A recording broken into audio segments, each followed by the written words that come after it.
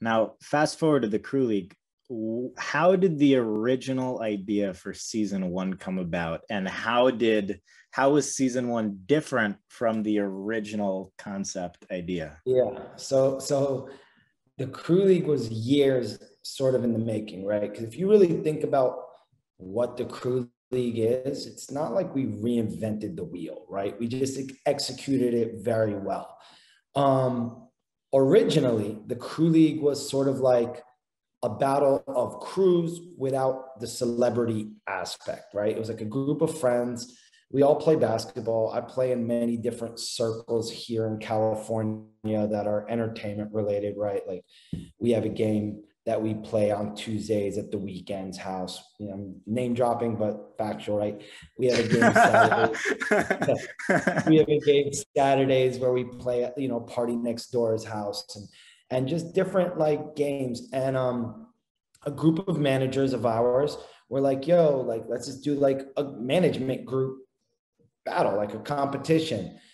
And for a year, we really tried to plan this thing, right? And when we would try to do it, this group was on tour with their artists, or this group we were all just very busy, and it never sort of came to fruition.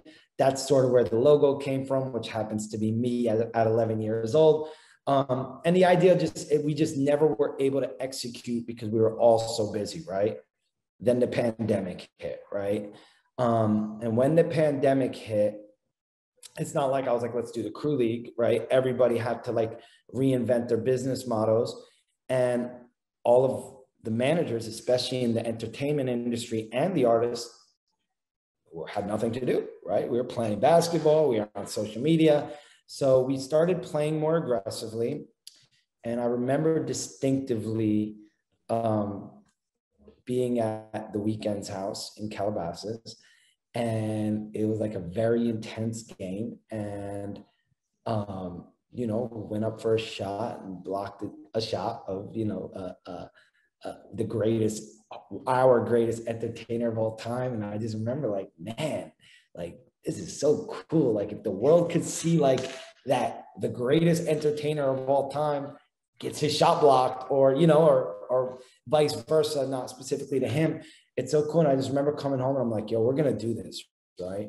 And just started putting it together, brought in a partner on the season one that represented a ton of artists, including the Kid Leroy and G Herbo and a few other guys. And we just sort of started doing it, we're just like started announcing artists. Like we didn't have it planned. We were just kind of like going, right? Like we were like, cool, Kid Leroy and G Herbo want to do it. Let's announce them. Oh, great. DDG wants to get in. He just hit us. Let's announce him. And we were just like going, right? We didn't know what it would become. And at the time we had no partners to offset the thing. So every decision we were making was sort of like eating into my life savings, right? And this is something people don't know. I emptied my bank for season one. I emptied my personal bank account and took, by the end of it was in debt, $300,000 or $400,000, right? With no plan. No, didn't know if it would sell, didn't know what it would become, didn't know anything.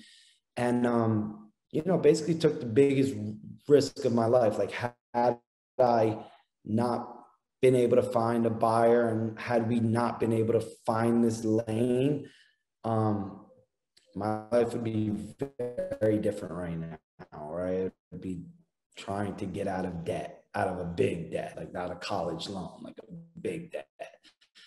So it worked out, thank God.